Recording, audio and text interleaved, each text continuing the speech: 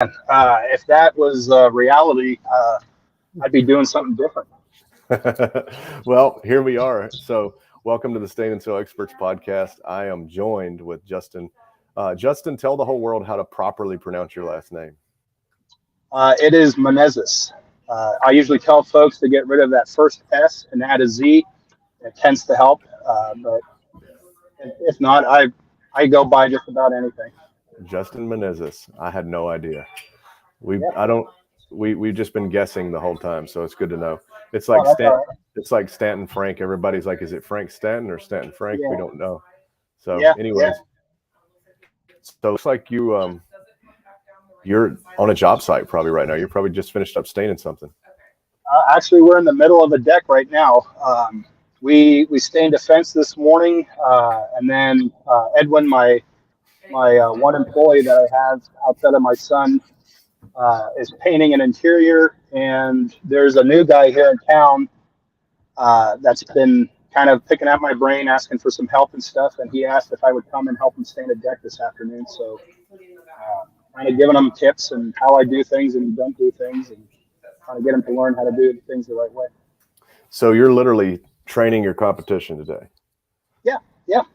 Yep. We do the same thing. Isn't that a new way of thinking?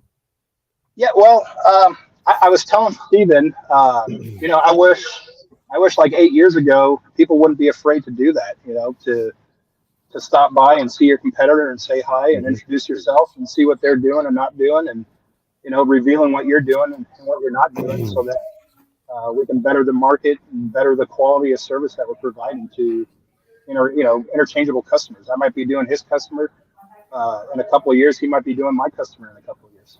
Yeah.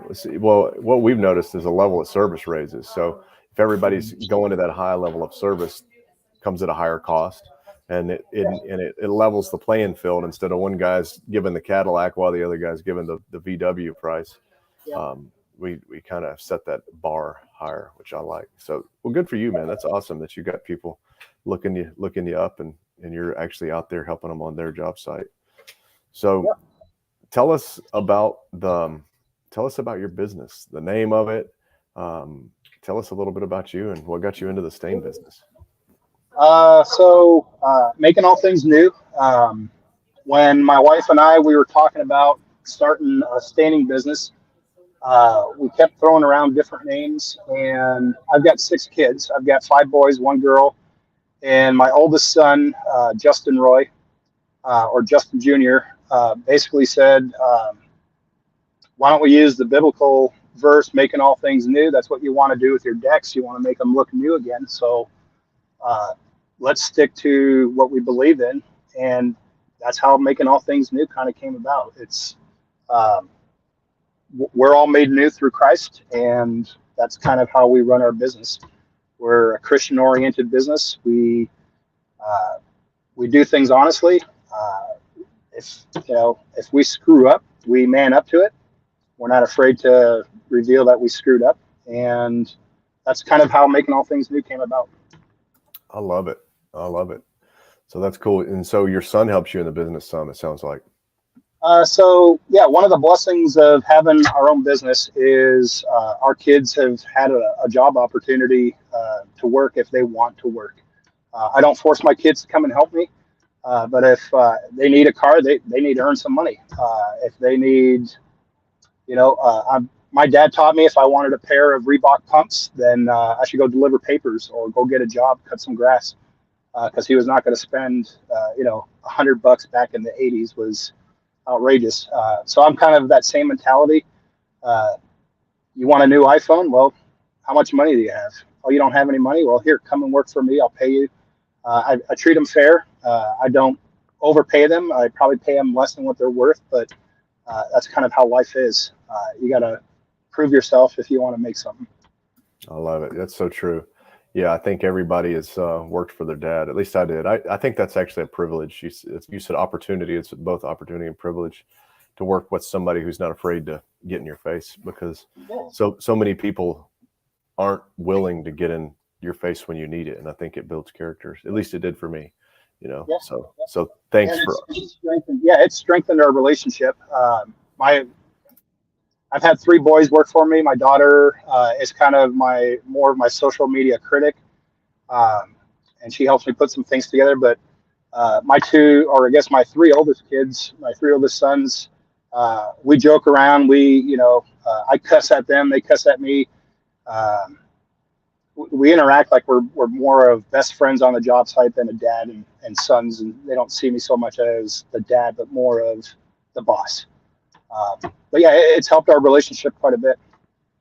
Yeah, I'm glad my dad was like, hold the flashlight right here. No here, Yeah. no here, no here, over and over. That was a good thing. So tell me about your market, because a lot of people don't realize Omaha. You're not in Omaha. You're in, is it called Plattsmouth, or what do you call it? Yep, Plattsmouth. Yep. Yeah, thanks for not calling it Plattsmouth. Yeah, so it's actually spelled Plattsmouth, and Yep. it's Plattsmouth, and so it's, if I'm not mistaken, you are south of Omaha and north of Lincoln. Is that right? Yeah, we're northeast of Lincoln, and we're just south of Omaha. So we're about 40 minutes from Lincoln, 45 minutes, depending on how I'm driving that day. And we're anywhere from 15 to 35 minutes from Omaha. Okay. So Lincoln is where Matt Warner is with Empire Fence. So for you, those of you that know who Matt is, so you're close over there to Empire's territory. So you probably stain a lot of their fences. But what's the stain market like there for you? Because from what I see from the outside looking in, it's a pretty hot stain market. You got a lot of guys that stain in that market, more so than say somewhere like Raleigh, North Carolina. I was talking to Stephen about this. There's a lot of work to be done in Omaha. He and I were talking about competitors and the fear of costs and stuff like that. And I was explaining to him that there is more work than we can all gather together to do. I'll do over 100 decks this year and still not reach out to all the decks I could probably do. Over the last 3 to 4 years, I've been trying to hit up fence building companies. After talking with Matt and hearing his input, I've kind of taken off the shy blinders and just get in people's faces and tell them who I am. Sometimes I got to be a little less aggressive. I had a gal who owns Quality Fence who told me that I came off as intimidating instead of as approachable. But yeah, I mean, there's a lot of work to be done here. A lot of the negatives in our market is people wanting it done for cheap and people being willing to do it for cheap. But I think again, one of the reasons I like reaching out to the competitors and talking to them, not even competitors, just other people in our business, and just kind of let them know what we're doing and not doing, and hopefully help them understand that, we don't have to do a deck for $1.50 a square foot when we can charge $5 to $7 a square foot. Yeah, well, I think what it is the high, again, back to the level of service. The higher the level of service we provide, the more work it is. You guys are making multiple trips. You're using multiple cleaners, which costs more than bleach. You're sanding sometimes, and these things take time. So, and you guys have the world's worst. I don't want to say the world's worst, but every deck you do is like a white hardy board house with concrete underneath the deck, right? Yep. That's so you've got a lot of extra masking and stuff, and so those things cost money. But you said the lady said you were intimidating. I don't know how that works, because here's a real picture of you. It's not intimidating. Not intimidating at all. Yeah, that's when I was helping out during the riots with Trump. Since he's been out of office, I've kind of been eating too many lentils, and I haven't bulked up as much.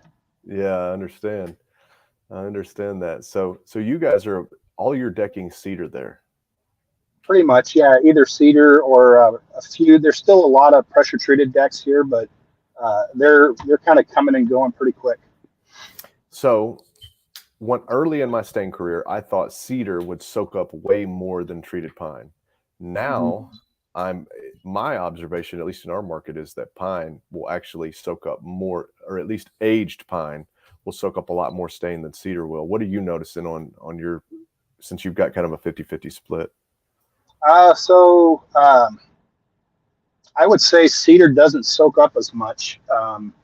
One of the reasons why we don't spray, one is we get a lot of wind here. You can wake up in the morning and what was it? Last week, I woke up in the morning and I was going to go power washing because we had had some rain. We were going to have high winds, and on my schedule, I had like 3 fences to do. Um, and then I woke up and there was no rain in the forecast like they had predicted. The winds were dead. I think there was 1 mile per hour winds for that day. So we went out and sprayed fences. Uh, but because most days, like today, I sprayed a fence this morning, and now this afternoon, I wouldn't have been able to spray that fence. The winds picked up, and but anyways, back to one of the reasons why I brush the deck instead of spraying it is it doesn't absorb that extra spray that you put on there. And so as we're brushing it, we're getting rid of that excess stain that's just sitting on the boards that it's not being absorbed. And we're using less material that way and making sure that the boards are saturated properly, but not oversaturated where it's just puddling and staying on there. Yeah, that's so yeah, I don't think the cedar's absorbing as much. Yeah, so we had a job we did here outside of our office. There was some board on the side of a building that was installed years ago. We stripped it down, and when we stripped it, we realized it was half cedar and half pine. So this used to be a fence company here. So typical fence company, they used the material they had, which was half pine and half cedar. We stained it, and the pine soaked up way more stain, and it was very apparent, which was a surprise. But so, what tips would you give to washing decks? So I think this is some of our podcasts. We don't get into as much technical stuff, but I want to kind of talk and pick your brain on some technical stuff. So what's your basic wash? Like if you're washing a deck, your average job, how are you doing that? And then what are you doing to avoid fuzz if you can avoid it? And if you can't avoid fuzz, what do you do with it? So, man, I'm an old school, small guy. I don't have a rig. I don't have a soft wash system. I'm looking at Steven's truck in front of me, and he's got the power washer on his truck. He's got the chemical bins, hoses, that whole deal. I work with a 3,600 PSI DeWalt power washer on 2 wheels that I drag into everybody's yard. I pre-wet the decks unless it's rained. So like today, it's nice and sunny. It's 90-something degrees. Those decks are dry. So I'll pre-wet it with the hose. I've got my 2-gallon pump-up sprayer. Put some wood cleaner on it. Depending on how dirty the deck is, I'll adjust the formula if I need to do a cup or half a cup, quarter cup. I found that wood cleaner, and I'm not kissing your butt on this, that wood cleaner has really helped avoid the fuzzing and the splintering of wood. Whereas before, if you were just using, Sherwin-Williams has Revive, I think is what the product's called, and it's basically bleach. When you washed it, you would see it fuzz up quite a bit. So with my process of doing the wood cleaner with the washing, I use a 40-degree tip to get it cleaned. I haven't seen it fuzz up as much since using the wood cleaner compared to any of the other cleaners out there. So do you sand decks? Do you ever do that? Yeah. So our process after we wash it, we tell customers we're going to sand where needed. Some decks, we honestly don't even have to sand. I usually just carry, whether it's me, Edwin, or one of my kids who's working that day, we carry a little sanding sponge in our pocket. And as we're moving our way up the deck, if there's an area that needs a little bit of sanding, we just quickly hit it with that sanding sponge, and we just keep moving along. We haven't had, unless we're stripping a deck, like yesterday we stripped a pretty bad deck that had deck over on it. And I had to pull out the diamond brush blade and just sand that sucker down. But typically we don't have to sand too much as long as we wash it correctly. Makes sense. So I want to make 2 points here. One, I want to go back to the power washer. So the guy you're sitting there, he's got a big rig, and you use a small machine. We did a class in Pennsylvania or Philadelphia over this last week, and they had a really, like, the cheapest power washer you could get from Home Depot. It was probably like a 1,500 PSI. It was this little bitty guy. And we put the white tip in it, and it was just eating this fence up. We couldn't figure it out. And so there were some power wash guys there, and they said, how about we go get one of our tips? So they got the same tip, 40-degree tip in a J-rod, put it on, totally different. The point of that is if you got a cheap pressure washer, that's fine. But the tips I didn't think the tips made a difference. The tips make a huge difference because the cheap tip, what it did was it was really strong on the sides, and in the middle there was nothing. So every time you would make a pass, you had 2 lines. And then we swapped to the professional grade tip, and it was just smooth all the way through. It was perfect. You couldn't. So if you got a cheap power washer, no problem. Just make sure you get a good tip. And then you said another thing that caught my ear was you said as we go up the deck while we're and I'm what I'm thinking is you start staining. Do you start staining at the bottom and work your way up? Yeah. So if there's 2 people on the job, one of us will start on the inside of the rail, work our way up the stairs, hitting that rail, and as much as we can on the other. So we usually hit the outside first, as much as we can, so we're not going up on ladders as much to get to high areas. But yeah, we work our way up and work our way around, and then usually by the time we're done with the rail, the second guy will jump off the deck and start hitting the fascia and the support beams, and I'll start on the floor. Makes sense. So we always, everybody's different. I would always do the outside band and all the wrap, and then the railings, and then I would do the floor and work my way off. And I usually would do the steps. The step, like when I was doing steps, that means it's almost time to go home. So yeah, that's the way it is. So you guys put your stain on by hand. You don't use a rig. You use an actual power washer. You roll in the yard. So what are you using to put your chemicals on with? I'm sorry, a phone call came in. Go ahead. What are you using to put your chemicals on with? So we use I can't even remember the name. Champion pump sprayer at Walmart. They're like $20. They've got a nice little. It's kind of like the Scott sprayer. It's got like a rounded tip that you can throw on there that has 4 or 5 different spray nozzles on it. I don't know for what reason, but they just seem to last a little longer than most other pump sprayers that we've tried.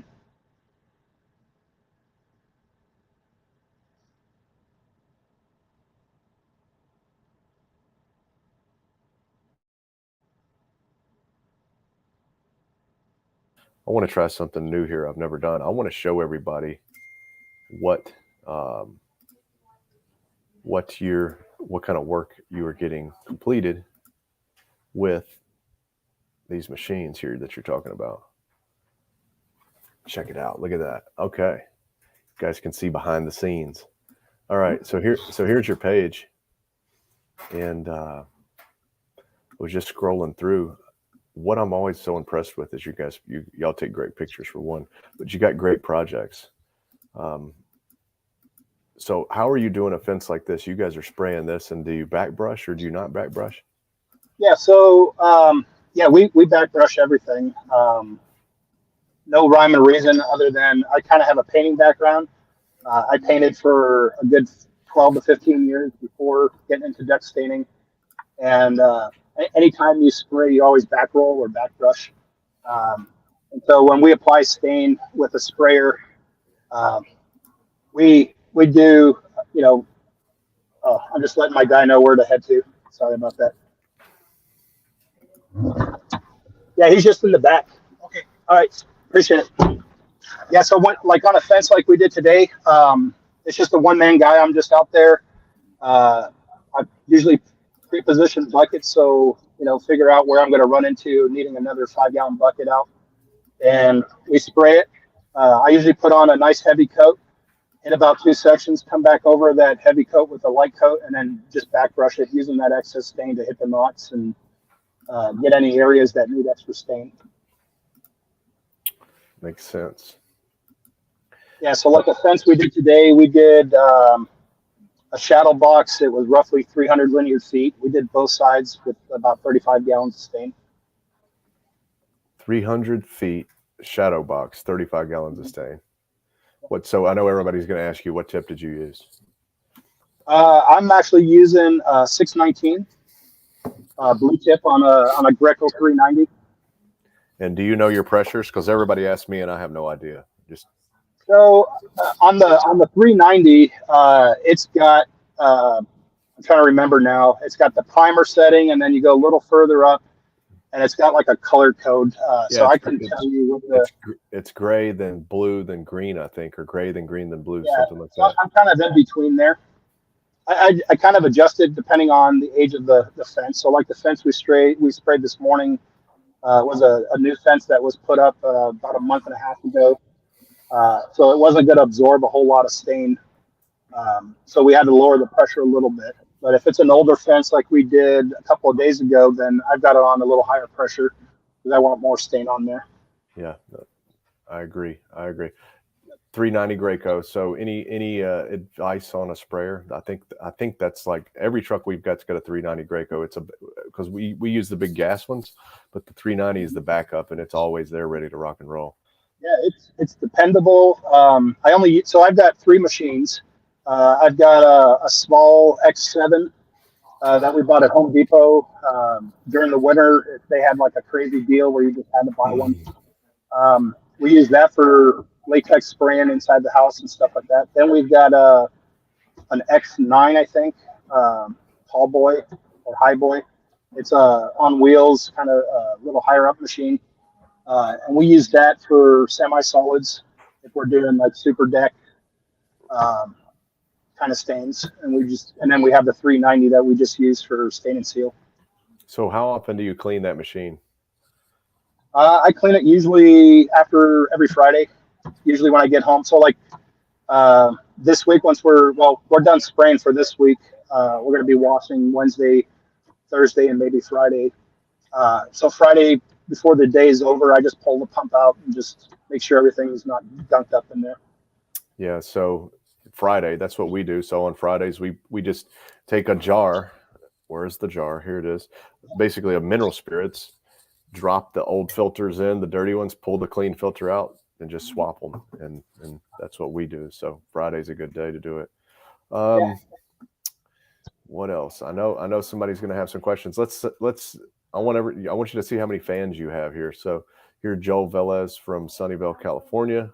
He's laughing at your picture with all your muscles. And how tall are you? I'm 6'3" on a good day. Okay, I was going to say, yeah, because you're a big guy. We sand every deck flat. We love sanding a little extra. I don't know who the Facebook user is. We can't see, but and then you can adjust PSI for the tip size with the same 40-degree white tip. Yeah, so that 40-degree tip I was talking about, it was a problem with the manufacturing of the tip. Yeah. And yeah, so when we buy a power washer, we throw away those tips because they just don't do what they're supposed to do. We do. I'm trying to remember the name of the brand. We buy these pressure tips, kind of like the J rods. There's a Hot Sea power washing store here in Omaha, and they sell some pretty good material there. And I bought it's a multiple tip J rod from them, and that's what we use with our 40. And that thing will last, a full season without having any problems. Yep. So this guy says Justen does 20 decks a day.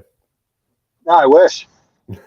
Yeah, me too. I wish. I think the most decks we've ever done in a day was 6. How many guys?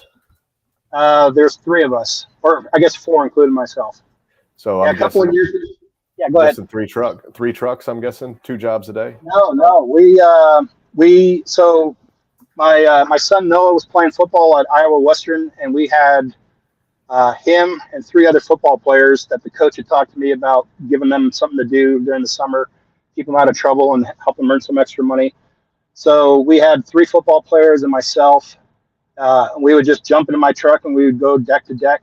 And they weren't massive decks. Don't get me wrong. There was 2 10x10 decks that we probably knocked out in an hour each deck. And then we did, I want to say 4, maybe 12x14, 12x16 decks. That's drive time. That's no small task to do 6 decks if you got drive time. Well, yeah. So about 85% of my work is situated in Omaha. And if you plan your day out correctly, so like Friday, we do our cleanups, we plan for the upcoming week. I'll set up jobs to what we're going to do that upcoming week. And if we have, like today I'm in La Vista helping Steven. But next Monday we have 3 jobs that are like 2 blocks away from each other that we're going to do. And we'll probably do all 3 of those decks in that one day. Yeah, that's awesome. So for us, a lot of from our service area is about an hour and a half away. Yeah. And probably average could be, every once in a while you get them 10 minutes apart, but probably 30 to 45 minutes in between each job is pretty standard for us. But we choose to be out in the country because we all live in the country and we love it. And we go to Nashville to go to work and we go to the country to go home. So it's Sure. the price you pay, I guess. So Yeah, Chris Olson, you met Chris Olson at Joe Everest's event, but he says Chris Olson here from Wisconsin going to be in Nashville later this week. So I hope he comes to see us when he's in Nashville. Come see us. Here's you a question from California. Do you ever feel like there's a need to scrub the deck or fence after applying chemicals? I haven't. No, honestly, I haven't. We did a deck that we washed last week and we stained it yesterday.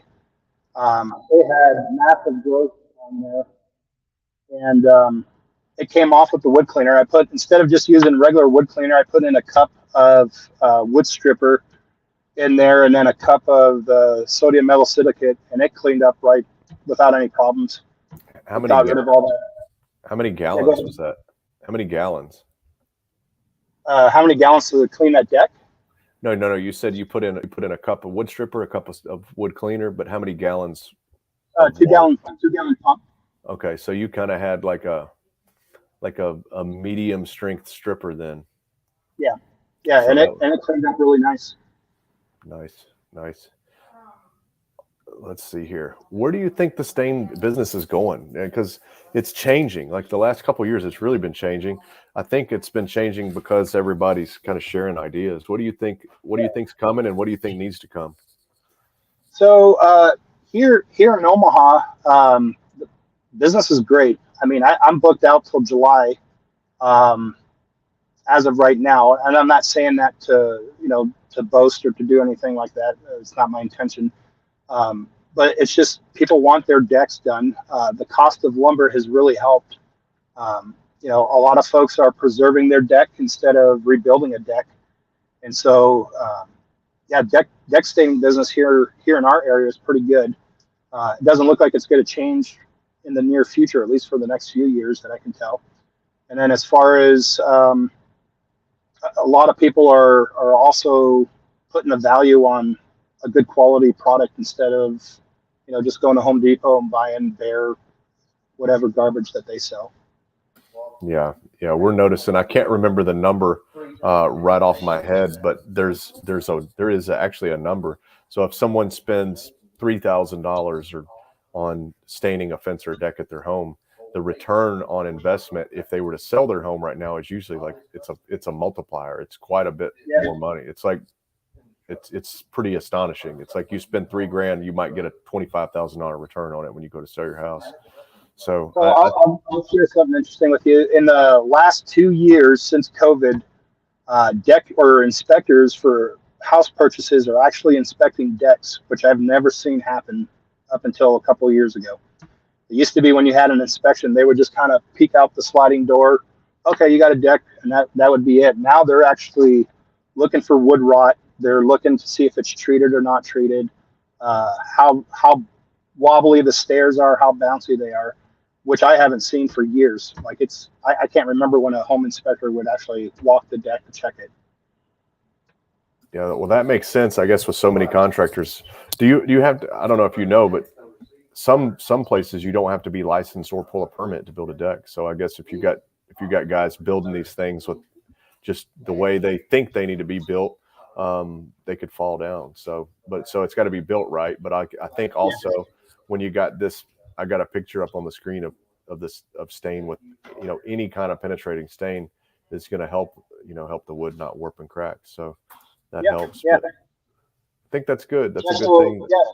So here in our area, if it's a new housing development, they don't inspect decks. If you're building a new deck onto your pre-existing home, then they require a permit, and they'll actually do an inspection if you're lucky to get an inspector out. Yeah, I think it's the same way here. I don't know if they inspect it, but I do know you got to pull a permit to build a deck that's attached to the home. But a lot of guys get around it by building a deck that's not actually attached to the house. So but I think your construction requires, like, it's got to be attached. Yeah. What do you think? What do you think needs to happen here in the next couple of years, like to take the stain industry to the next level, to get it to where maybe it's a recognized trade, or more where it's like well known as an electrician or a plumber or something like that? Well, I think if we as staining companies and individuals inform our customers, uh, Dave Belitz lives not far away from me, and he does a lot of estimates for me. I just don't have time to do everything, and he's a great salesman. Um, I bring him up because he's the kind of person that when he goes and meets with a customer, he educates that customer. Whether they take our service or don't take our service, he tells them about stain and seal experts. We're going to create a block, kind of like what you just showed, where we have Sherwin-Williams, the Home Depot brand, the Valspar brand, and we're going to show the difference between a good oil stain compared to the film forming and how it doesn't penetrate, so that customers are aware of what's out there. I think a lot of, at least here in Omaha, there's a lack of education on what's out there and what's not out there. Most people go to Home Depot because it's the big box store that everybody goes to, or Lowe's, and they see Olympic stain and Home Depot, or I guess Olympics at Lowe's, and they'll put up some kind of literature on there that shows that Olympic is one of the top 3 stains in America or something like that. What they don't know is, okay, top 3 compared to what? Olympic, Valspar, Bear, maybe.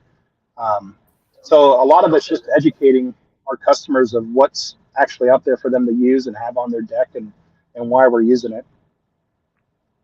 Yeah, it's probably sales is what it comes down to at the end of the day. I mean, when you got a $1 billion or $15 billion company with board members, the number one goal is it's a profit. So I think that's probably what it comes down to, is just profitability. That is their responsibility as a board. So that's the way it goes. So, So you told me you watched these videos, and it's hard to think that anybody sitting here would be watching us, but actually you've probably got the most views and comments we've ever had on one of these podcasts. So everybody, you got a lot of fans out there. But what do you think we need to do more of on this thing, and what kind of people, or who, if you know of anybody, who should we have on here, and what do you think would help the most people if we did on a continuous basis? What do you think would help the most? I think just, well, I'd love to hear more from Stanton Frank. That guy, like, when it comes to log homes and just his personality and character, he's definitely somebody you want to meet and get to know. Great individual, and just has a wealth of knowledge for such a young guy. Kenny Dugan is also another one that, I'm sure he gets brought up a lot, but I don't know how many times I've asked him a question and he just, replies as soon as he can. And it's never just, a quick, hey, let me give you a quick answer so you can get off my back. What I like about the videos is just the information, just hearing that there are other guys, other gals out there doing what we're doing or what I'm doing, and just kind of hearing what they've done or what they've tried and what's worked for them and hasn't worked for them. Just hearing about their experiences.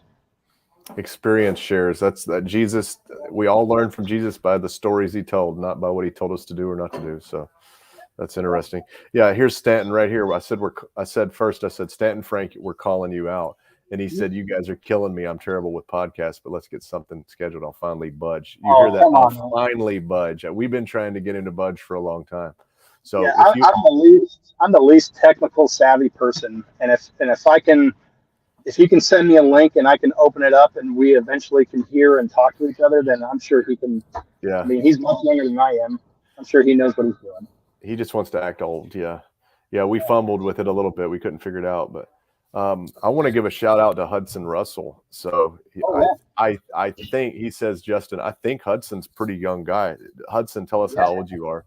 And are you still, you just tell us how old you are, and then I'll start asking questions, but it looks like he's doing big things. He's got a lot of different services that he provides. I see him doing driveway ceilings, and I see him do a lot of wood care.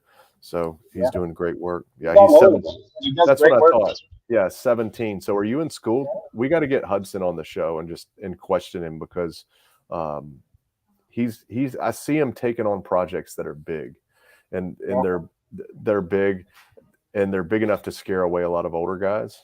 But he's young, and so that's the way I was. I was like, let's go catch Moby Dick in a rowboat, and so I like that. I like that mentality. Give me a butter knife and a fork, and we've got Moby Dick to eat for weeks. Yeah, so I always like that. So I want to hear from his perspective, and then what's he doing for school? Because you think 17-year-old he should be in school, or is he already graduated, or what's he doing? So we had a guy here last night. Logan Johnson was at our place last night, and we went out to eat. And he I don't know if he wants me to tell, but he had a similar thing. Like instead of school, he went to work, and he's got a successful business. So. He does online school. Okay, so there you go. That's cool. Yeah. And then we got hello everyone, Renee and Naomi. We're glad to be here. Justin, you've got the biggest show. Who else? So we got Stanton Frank. We're gonna do Hudson. We've already had Kenny on. We need to give Kenny an exact list of questions and just let him just bang them out. Yeah, Hudson would be great to talk to because I've seen. He messages me every once in a while, and some of the stuff that guy's doing is just like you mentioned. It would scare a lot of people, and it looks like he's just taking it on and not even winking an eye at it and just taking it, and doing it. Yep. And so some people would say with to be young is to be if you've never messed anything up, you're not afraid of messing anything up. So. And I was always that way. So I think it'd be good for him to talk to the older guys, and then for some of the older guys to see a young guy doing it successfully and be like, hey, you know what? We'll take on a bigger job. Yeah. So here, Chris, kudos to him for doing it. Yeah, I'm impressed. So Chris Sisson here, Green Wolf Power Washing, great content. I've gained a ton of knowledge from you and other guys that you named. So appreciate it. That's cool. So I know you probably got to get back to work, but if somebody is in Omaha, how far away do you go from Plattsmouth or from Plattsmouth? And then how do people get in touch with you? What's the best way? So about 90, what did we figure out? Last year, about 75% of our jobs came from faceless contracts.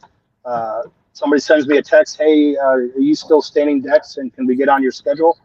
And I'm like, well, I probably can't come out until 2 weeks from now to take a look at it, and they'll send me pictures. I verify the size of the deck. So about 70% of my jobs are that way. So a lot of people just text me. They call me on 402-570-5381, or they usually hook me up on Facebook. I do a lot of my work comes from Facebook. I love it. So I pulled up your Facebook page earlier. Do you guys have a straight up website? Nope. So so 2 years ago, I went into the whole website. I think I even did some ROI stuff like that, and I wasn't getting anything out of it. So after 2 years, we just decided it's not worth it. We're and I'll probably die from Facebook, but that's I don't do any ads. I just do buy and sell pages, put my information out there. And a lot of it has come from word of mouth and, like the job we're at today doing for Steven. We've had 2 neighbors come and talk to us already about doing their decks, and they haven't even asked the price. They just want to get put on our schedule. So I don't know if the neighbor really told them how much we're charging or not charging, but they just want their deck done, and they see what we're doing, and I think they appreciate the quality and the service that we're doing instead of just coming in there and spraying it and getting out. No, I agree with you on that. And on the website thing, it is true. There was a time you had to have a website. Now, if you got a Facebook page, you're there. You're legitimate.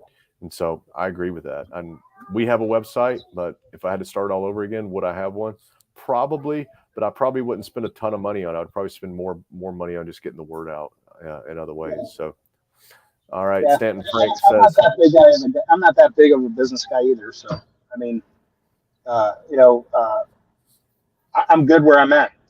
One guy, maybe 2 people working. That's about it, and that's all we're going for. I understand. We're not looking to make $1 million business out of it. with revenue comes headaches sometimes. So that's the way it goes. Yeah. So Facebook user, this Stanton, I'm pretty sure he says, I quote all my decks from some simple information the customer gives me, and I don't even need to go quote them anymore, from Stanton. So this is true. This is true. So now I'm going to pay the bills, and I'm going to say, everybody, if you want to learn more about this, if you want to get into this kind of business, the best place to go in the whole world, and I think that is true, the best place in the whole world would be this group right here. It's the Staining University Facebook group. Facebook.com/groups/Staining University. Copy that into your browser and go check it out. 5,000 staining contractors. So, and everybody does things different. Every product imaginable has been used in there. And so if you've got a question, somebody there can probably answer it. So there's probably a million years combined knowledge there. So let's see what else, and gotta plug the product. So if you guys want to get stained, check us out at realgoodstain.com. Justen, man, I appreciate you coming on. I know you got to go get to work, or if you want to keep talking so you don't have to stain, I could keep talking, but you probably got to get back after it. Yeah, I don't want to look bad for the guys who's working. Yeah, I Just understand. supposed to be helping me. He's on the phone. Hey, I really appreciate it. Tell him you're famous and you give him your autograph before you leave today. So yeah, so. Give him a muscle sandwich. Hey, man, we really appreciate you and all you're doing for the community, and we'll see you on the next one. Yeah, thanks for having me. All right, man. Have a great day. We'll see you. Take care. All right, that was Justen. That was a lot of fun. Glad he came. So Justen's very humble. He's also in the National, I believe he's National Guard. And I don't quote me on this exact, but I believe he was voted some kind of like Soldier of the Year, which is a pretty incredible honor that he got, and it was obviously well earned. So there you go, an American soldier right there. That's exactly what they look like. American, also a not a native to this country, so I think Canadian born. So there's a Canadian born man who came to America, joined the military, and has his own business and has 5 kids. So what a great story, and we love working with such great people. So thanks for guys tuning in, and who's next? Let's keep going. So Stanton Frank, who else can we get on here? Hudson Russell, Stanton Frank, Hudson Russell, and who did we say? Kenny Dugan. Let's do it. Let's keep rolling, guys. If you need anything from us, check us out at realgoodstain.com. And I appreciate you listening. I really do. And if we can do anything for you guys, remember our office is always open at 615-785-1861, 1861. If you've got a question about staining, fences, decks, anything, wood restoration, give us a call. We got a full staff of people who know the answer or can find the answer, most likely to any wood care problem you're having. So thanks, guys. I will see you on the next podcast.